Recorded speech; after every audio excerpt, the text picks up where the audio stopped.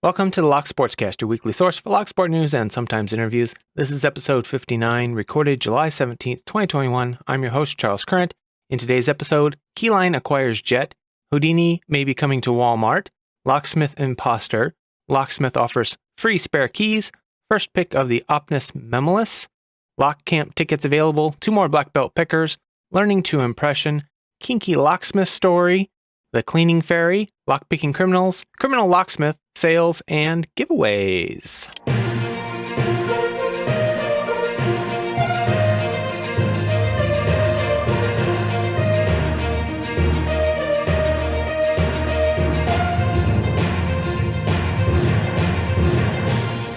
You can find the audio version of the show on most podcast apps and at the locksportscast.com. If you don't already have a podcasting app, you can find a podcasting 2.0 compatible app at newpodcastapps.com.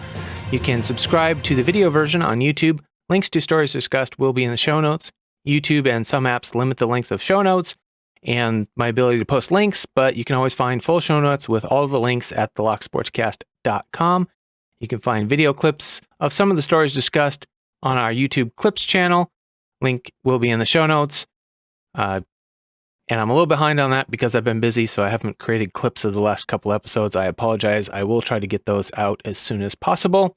And just a reminder to please vote for the Lock Sportscast in the People's Choice Podcast Awards at podcastawards.com. We have until July 31st to get those votes in. I would really appreciate any support you can show me. And also, the Locky Awards art contest. I've only had one submission so far and one other person who was potentially interested in submitting something. So if you're at all interested in winning one of my logo locks and a $20 gift code for hooligankeys.com and a list as a sponsorship on the Locky Awards this year, if you have any artistic talent whatsoever, I would really appreciate the help. I'm even if you don't have great artistic talent, but you have an interesting idea, submit it and maybe I can fill it out or have somebody else help me fill it out into a finished product. But I'm looking for ideas because I just don't have any. My creativity is burned out. First up in the news this week, a couple of people shared a press release that says Keyline Acquires Jet, exciting news in the world of keys.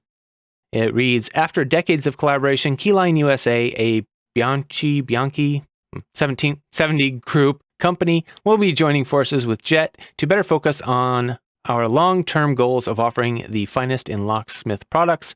With this strategic partnership, Jet will begin migrating the metal key blank production to Keyline's state-of-the-art facility in Italy.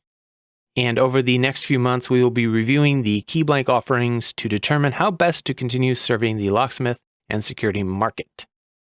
And in other news, Protexol, a Pearl River company, is hoping a recent Walmart pitch event will help spread the word about a product it has sold for 40 years. For decades, the product called Houdini Lock Lube has been sold primarily to locksmiths trying to loosen sticky locks. But the metal lubricant may soon be available to a much wider customer base after it was selected as a finalist of the Walmart US Manufacturing Product Open Call Pitch event. The finalists are now in talks with Walmart to determine when and where their products will hit stores. On June 30th, nearly 1,000 small and medium-sized businesses pitched shelf-ready products for a second annual competition. Protexol Products Inc., the manufacturer of Houdini Lock Lube, was among 167 small to medium-sized businesses chosen as finalists, Walmart said in a news release.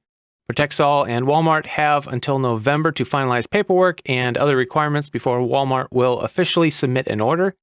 In discussions, Walmart had indicated they will feature Houdini Lock Lube in a side display in April and June, as well as possibly on shelves.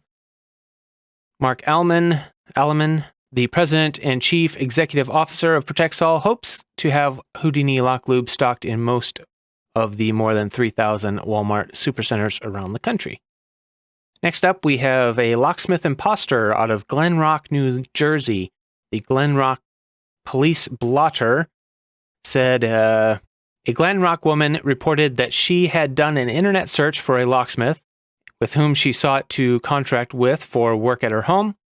shortly after she received a call from a purported representative of the locksmith asking that she communicate with him over WhatsApp, which she did. Following this, a person showed up at her home driving a vehicle with a New Hampshire registration, assessing the work that needed to be done, but told the resident that he would have to leave the home to purchase the necessary locks and come back. While this individual was gone, an actual representative of the locksmith company she contracted with showed up at the residence. The matter has been referred to the Detective Bureau for review. Just something to be aware of in case you're in the market for a locksmith or you are a locksmith, especially in that area. You might want to be on the lookout for imposters. Out of Raymer, Tennessee, local locksmith who offers free spare keys to parents. They say one of the worst fears a parent can have is locking a child in a car. Hollingsworth Locksmith Service is offering free spare keys to make sure every parent doesn't have to live that nightmare. Owner Philip Hollingsworth says, several years ago, I got a few phone calls to go out, and it happens normally about from June through August, September. You get a phone call where the parent or guardian or mother most of the time calls and she's in a panic mode and says, hey, can you come unlock a vehicle for me? I have a child locked in the vehicle. After countless emergency calls during the summer months, prompting Hollingsworth to sometimes rush to shave a child, he got the idea to offer free spare key instead to hopefully prevent this situation from happening in the first place. He said, I'd rather do it that way, calm, safe, easy, give a key away. It helps them, helps us, and everybody's happy, and it might just save the life of a child. He says not as many people take advantage of his free opportunity as he wishes would. He says it's as simple as driving up, showing you have a kid and a car seat in the car, and the key is yours. It's 100% free. I don't care what make, what model, we're going to make it happen so that you have an auxiliary entry tool or device, a key to get in that vehicle. If you're not sure where to place a spare key within easy access to your car, then they can help you with that also, he says. Hollingsworth says they've had close call emergency situations that are unforgettable. He says, you don't forget those, and that child was hot, that child was wet and red. I was alarmed by that one. It's a terrible scene. You're just not going to want to be part of that, and if we can help offset that, 1, 2, 10, 100 of them, how much better off would we be as a community? He says he's going to offer the free service through September at both the Savannah and Raymer locations. So good on you. A good way to look out for your community. And I'm sure it also helps to build some goodwill. In community news, CKX put up a YouTube video called World's First Opnus Memolis Picked and Partially Gutted.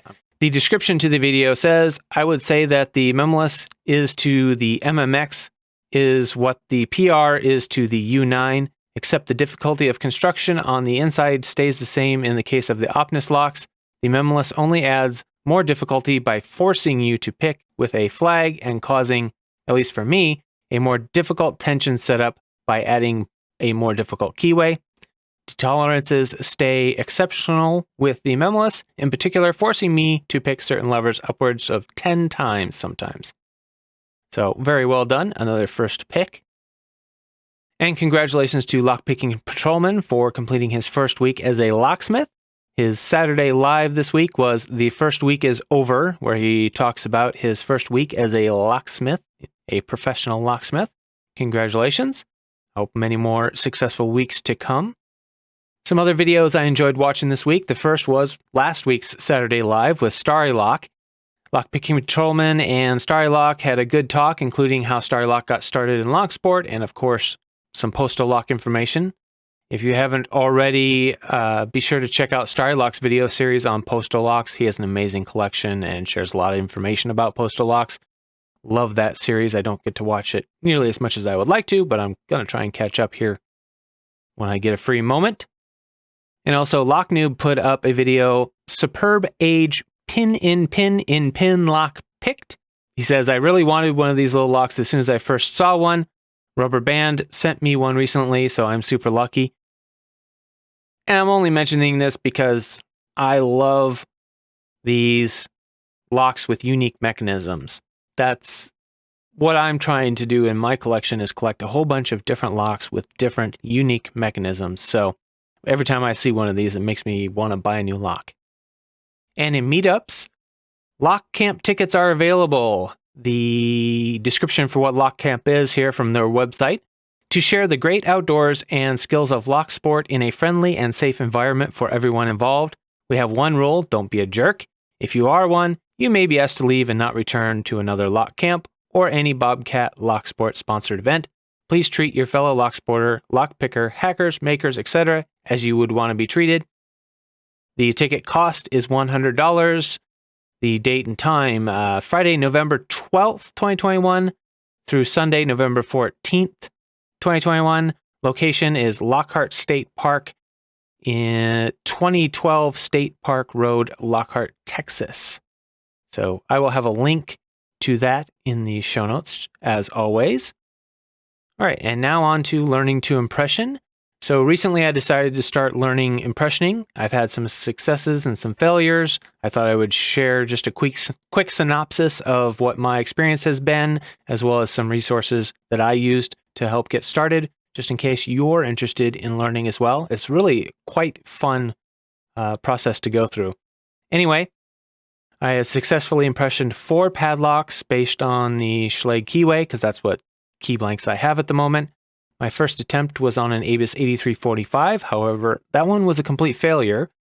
Why? Because I forgot to make sure it was a 5-pin lock before trying to impression with a 5-pin blank.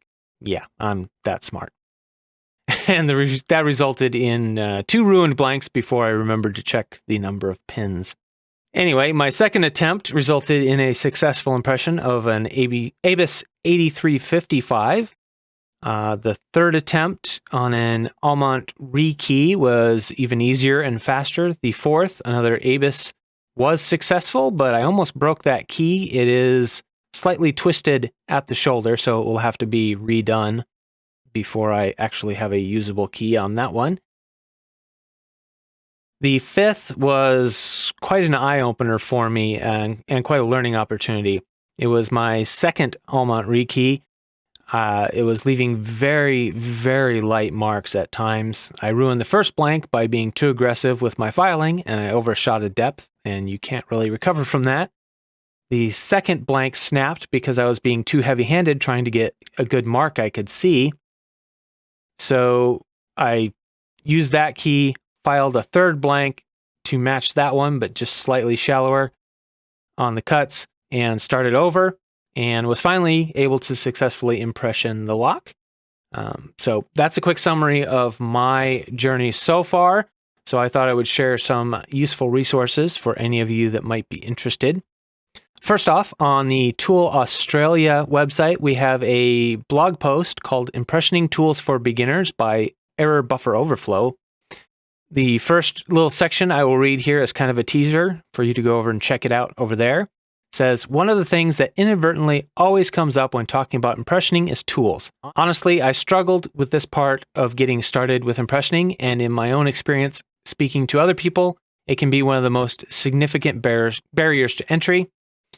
I won't be talking about the best tool or all the tools you will need, but rather what tools I have found useful, and where I can, I will provide links and references to where you can buy them. So I recommend you go check out the article. Some of the tools they cover are files, light and magnifying glasses, toothbrush, spacing guides, calipers, and gaffer tape. Really a good resource for getting started. The next article is one that I shared last week called About Impressioning Handles DIY. A really useful article if you're thinking about making your own impressioning handle to save a little money. I personally used vice grips. They work, but I do find that there is a tendency to twist a little sideways, and it makes it easy to snap or bend the key blank. So something to keep in mind if you're going to try and do it with vice grips. Be very, very careful about how you're applying the tension. As far as technique, ways to learn technique, I found this video by Kokomo Lock, impressioning a forward ignition lock. Does a really, really good job of showing the marks very clearly that a pin tumbler lock will leave. So I recommend you watch that if you're at all interested in impressioning pin tumbler locks. Videos that actually helped me a lot were the videos by Rubber Band. So first we have the Lockpicker's Nighted impressioning tutorial that Rubber Band did. In The description to that reads, in this video, Rubber Band shows us the art of impressioning, a skill that requires patience, attention to detail, and a little bit of time. Rubber Band does an excellent job of explaining the process, but even more so, what got me interested in impressioning and what gave me a lot of the tips that I used to get my first successful open was Rubber Band's live stream. He did an impressioning live stream. You can find it on his channel. Link will be in the show notes. The description to that reads, a long-winded video of me dragging a file across a key blank in hopes it does something eventually. Sometimes it does. One time it didn't. It's a very good look at what impressioning is really like. He's doing it real time on a live stream. He has a success. He has a failure. It's a great way to learn. A lot of tips he gives along the way as he's talking through what he's doing and answering questions for the live chat. So I really recommend watching that if you're interested in impressioning. Another video that just came out was Lockwood 232 Padlock Impressioned by Tepene. Says, I've just started my journey down the impressioning road, so I thought a little 4-pinner Lockwood 232 might be a good place to start. After one abandoned effort, I got a working key on my second attempt. Says, my takeaway from this is that removing too much metal results in a failure you can't recover from, and that is an excellent lesson. I'm pretty sure that most people who have ever attempted to impression have made this mistake. You take a little too much metal off, and you're done. You may not realize you're done at first, but you're done. You're not going to get an open. Anyway, good idea to just go really, really slow, a little bit at a time, especially if you don't have a gauge to judge what the depth cuts are for your particular brand of lock and key that you're working on. Slow and steady wins the race. I will provide links in the show notes for the handle that Rubber Band uses. You can find that at digbylockandtool.com. Link in the show notes. I will provide a link for the file that I use, which is from hooligankeys.com, Rubber Band's site. I bought it from him. It's a great file for impressioning. The magnification headband that I use, being able to see the marks is absolutely key to getting a working key. Pun not intended there. Anyway, it's absolutely a must that you see the marks clearly. If your eyes are as bad as mine are up close, you're going to need something to help you see. The magnification headband is really, really useful for me. It has multiple different ways, levels of magnification you can get to. And also, you don't have to take your hand off to pick up a magnifying glass. You don't have to have a desk to sit at. So really, really useful. I think it's a good idea. I use those headbands for just about everything I have to do close up. So in Lockpickers United belts this week, we have 2 new purple belts. We have Chiz Wizard and Neo Techna. Brown belts, we have Cross Thomas and the Tin Man 1986. And then we have 2 new black belt announcements. The first one reads, congratulations to Roon, our newest black belt. He picked the Asa Twin 6K and a Goal 7. He was also instrumental in the formation of Speed Locks, impressioned a lock, and made a lock from scratch, which is arguably the hardest quest. Congrats on a job well done. We also have let us congratulate Gravity Karma for having completed all requirements to wear the LPU black belt. He has demonstrated his ability to manipulate Group 2 dials and create some beautiful refined picks. To ensure it was a crowning achievement, he took it upon himself to be the first to pick the Mercy 10 lever on video and picked his Kaba 20 twice just to make sure he had a bulletproof pick and gut on camera. So congratulations to everyone. Very, very well done. For anyone not already familiar with the Lockpickers United belt system, there are links in the show notes to the official page as well as some videos that explain the system if you're curious. Now it's time to take a quick break and say thank you to people that made this episode possible. First off, we have executive producer Bob B, who donated $50 again this month. Very, very, very generous. Really appreciate it. We have the Patreon subscribers, BillN, Medler, Panda-Frog, Michael Gilchrist, Starry Lock, Williams Brain, Dave 2B Deciphered, Pat from Uncensored Tactical, PH Picker, 3 Raccoons in a Coat, Chirael, Patty Cakes, Mog, Jon Lock, and Ratyoke. Thank you to all of you. Really, really appreciated. The chief content producer for this episode will be Chirael. That means he sent in the most articles used in this episode.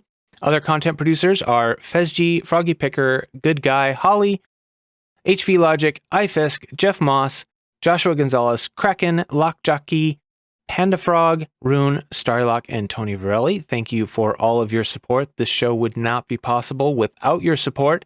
So if you're getting any value out of this show, please help return it by just sending me anything you have that, any news, links, giveaways, information that's Locksport related that you think the community might benefit from knowing. Send it my way, podcast@thelocksportscast.com, or go to thelocksportscast.com/support for all the different ways to contact me and share information. You can share the podcast with your lockpicking friends, either in person or online. It would be really, really appreciated. The more people that are listening, the more people that might be able to send in information. You can leave a review on your favorite podcast platform, leave a comment or a thumbs up on YouTube if that's the way you consume this. And don't forget to subscribe to the podcast or the YouTube channel. You can always donate via PayPal or subscribe on Patreon if you want to support financially. Patrons do get a private RSS feed that lets them get the audio version a little early if that's something you're interested in. If you support the show with a donation or information I use in the show, I will give you credit in the show and in the show notes. So thank you very much to all of you. And for the state of the podcast, just another reminder to please vote for the Lock Sportscast and the People's Choice Podcast Awards. It's open for the voting till July 31st in what they call the nomination section of it anyway. You can vote for it in the Games and Hobbies category, also the Adam Curry People's Choice Podcast Award, but that one's less important because I really don't think I stand a chance of anything in that, but it would be nice to at least be in the top 10 of the Games and Hobbies category. That would really be great. Let me continue to see how the process works after that. If you do vote, I would appreciate if you would give me a little feedback on how the process works and let me know if there's anything you think I should do from that and apply to the Locky Awards. Anyway, you can go to podcastawards.com to do that. Also, I've got the power supply in the recording computer replaced and everything is working good again. So this is the normal setup. However, there's still pretty warm weather out and no air conditioning in this room. So try and make this recording session go pretty quick. If you want to send me some feedback, you can do that. Go to locksportscast.com/contact. And the crazy locksmith story for this week is from Texas. And it was posted on the Reddit, I believe the Locksmith Reddit. And it reads, "My neighbor in Austin used to be a saddle maker for cowboys, and then he got into saddlebags for bikers, but eventually it led into custom leather bags and costumes for kink. Apparently, it was so lucrative, it ended up being all he did, so he moved into Austin, and that's how he became my neighbor. Anyways, we're hanging out one night, he gets a call asking if he has any spare keys for a bag he made. It's an emergency. He says no, but his neighbor is a locksmith and will be discreet, no problem. We head over there, and I joke not, locked in this bag is a full-on Pulp Fiction style gimp.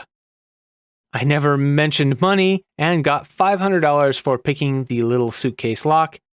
I made special business cards that I had my neighbor give out after that, discreet locksmith for all lifestyles, but never got another one. LOL. So anyway, that was an interesting story. That's your crazy locksmith story for this week. Next up, we have a new segment that I was going to start here called Strange Lock Stories. Instead of crazy locksmith stories and lockpicking criminals, these are things that don't necessarily fit in those categories, but I think they're interesting and they might have a little something to teach everybody.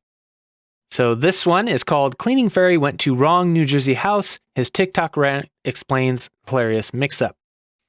The Cherry Hill townhome that the Motzels had been renovating was messy when they left in the morning, but spotlessly clean when Mr. Motzel opened the front door in the evening. No dust, dirt, or grime. Beth Motzel said, "My husband called me in a panic and he said that someone was here and they cleaned the whole place."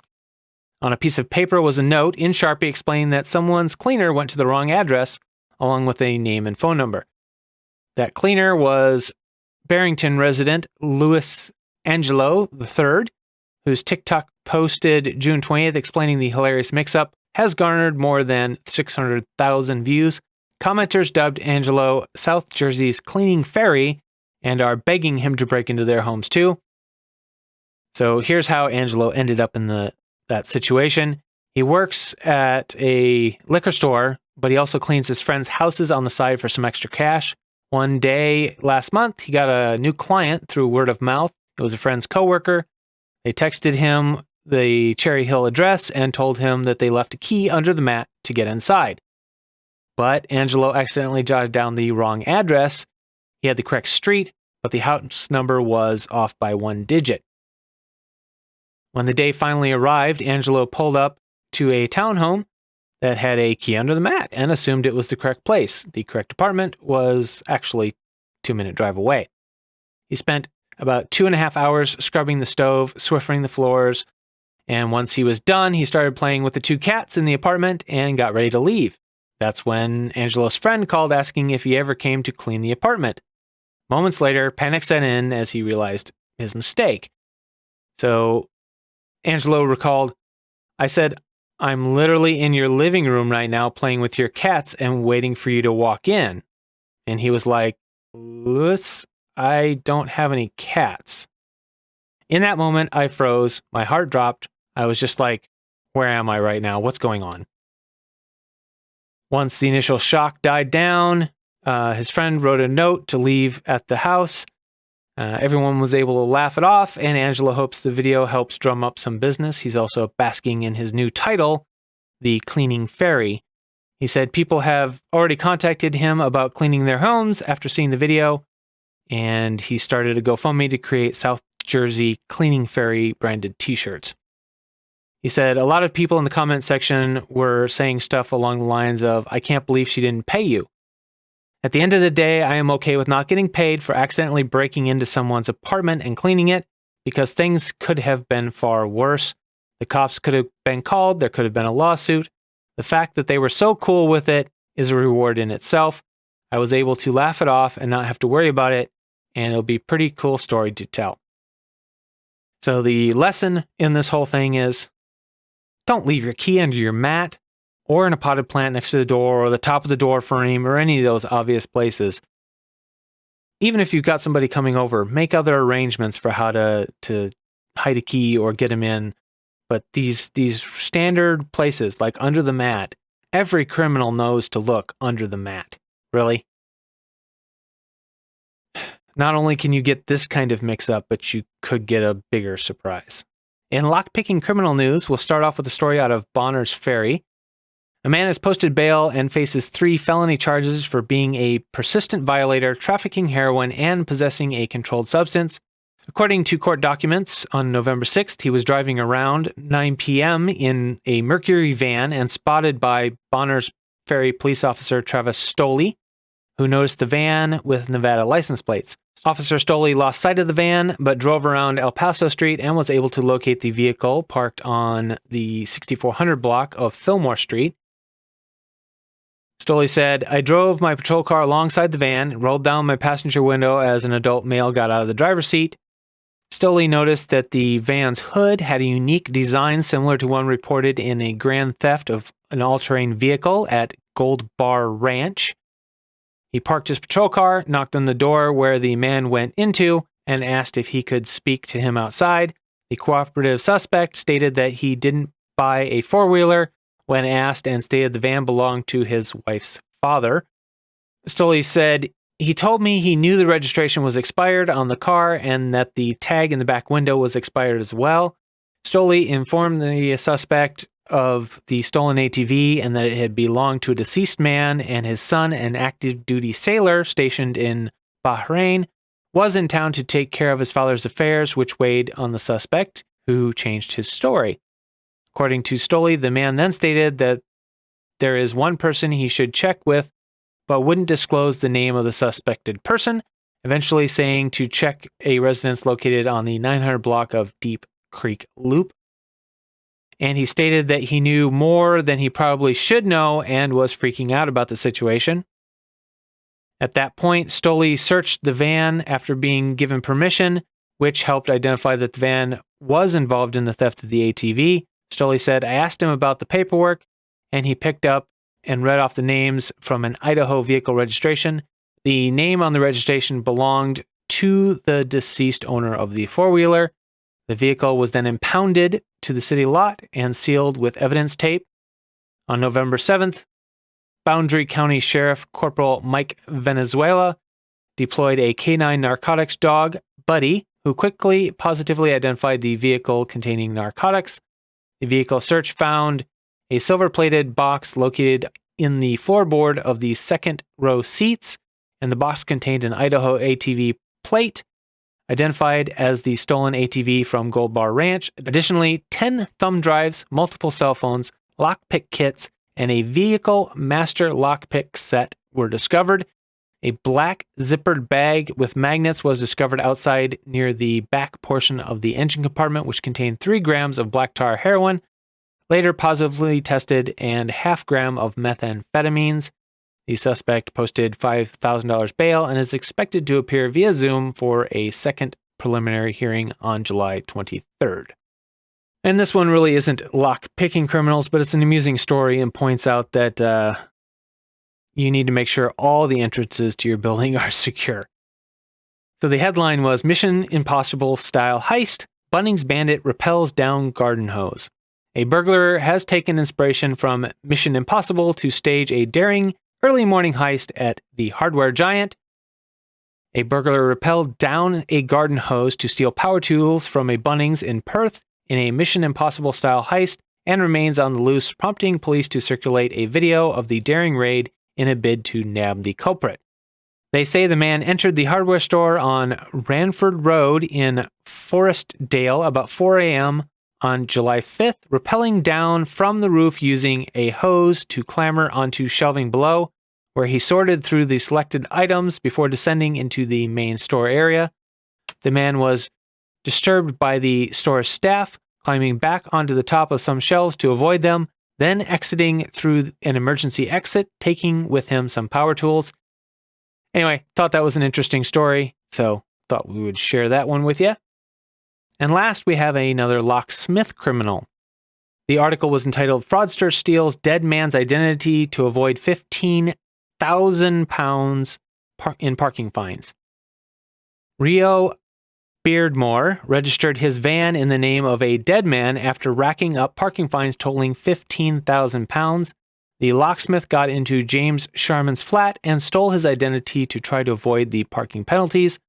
But Beardmore's audacious scam came to an end when it transpired that Mr. Sharman was still alive and receiving bailiff demands. Now, the dad of one has left Stoke-on-Trent Crown Court with a 12-month prison sentence suspended for 18 months. The 50-year-old who admitted fraud and driving without insurance picked up parking tickets in London, Nottingham, and Stoke-on-Trent. Beardmore of Lansdowne Road, Hartshill, was interviewed at Henley Police Station in last October. Miss Rutherford added he admitted registering the van in Mr. Sharman's name. Mr. Sharman has labeled the whole experience very traumatic. In a statement, he said, "It strained my relationship with my children. I have lost my stable family life. I'm still being chased by bailiffs." Beardmore has been diagnosed with PTSD and psychosis. Peter McCarthy, mitigating, said he is remorseful. He has a young son and is trying to get his business back up on its feet. His 10-year-old son, partner, and business will be affected by him going to prison. The suspended sentence includes 100 hours unpaid work, a 30-day rehabilitation order, a compensation order, and 8 points on his license. Judge David Fletcher said, "You describe yourself as a locksmith. You gained access to Mr. Sharman's flat and stole his identity to register your vehicle in an obvious way to avoid fines.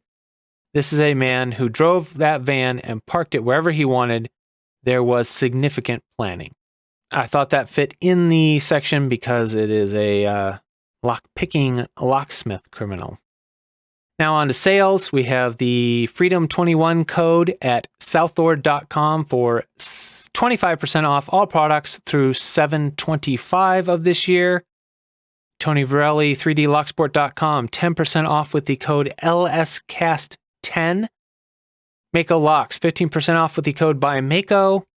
UK lockpickers, 10% off with the code GIFT.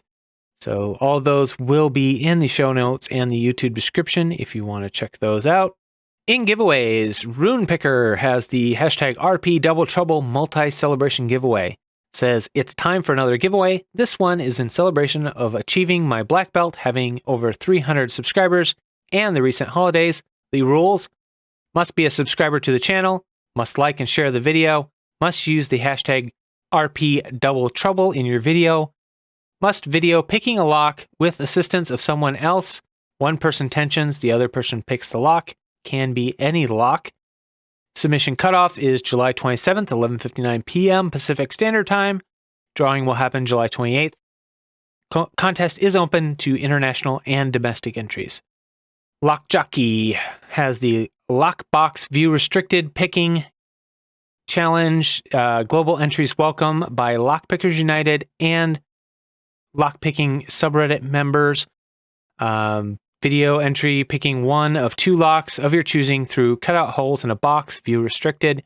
Basically, throw in two locks, throw in 3 picks, 3 tension wrenches, shake it up, feel for the proper picking tools, pick your way through cutout holes for your hands, open the box to show the lock picked. Use the hashtag LockJockey-July21, and the winner will be announced on July 23rd. And Feesje is still running the Mini-Me giveaway. You can enter that through whenever the child is born, expected to be about the 23rd of July, so not much time left. I'll have a link to the giveaway in the show notes if you want to check out all the rules. And kraKen has his July giveaway running still, so the hashtag KrakenJuly21 giveaway. Short version, just tell him how you discovered Locksport and use the hashtag. And Panda-Frog has his hashtag PandaFrog21July video running where he gives away his challenge coins in a random lock, so go check that out. Entries close 31st of July. Of course, there's always CLK Supplies, hashtag LockBoss giveaway for all of you that are into giveaways. That's a good one, lots of good prizes. And Lock Sportscast, my monthly giveaway for either one of my custom Pack Lock 100 days or a $20 gift code for hooligankeys.com where you can get some lock impressioning supplies. Details are at giveaway.thelocksportscast.com. All the rules should also be in the show notes and the YouTube description. Remember, send me any information you have that's Locksport related. Even if you don't think it's important, it might just be the bit of information that I need. If not, no harm done. Don't be afraid to send stuff you think everybody else has sent me, because they probably haven't. And even if you think it's just a little detail that's not important, send it anyway. Let me decide what's important. It might go with something else I have going. Thank you for all of your listening, and remember to keep it legal.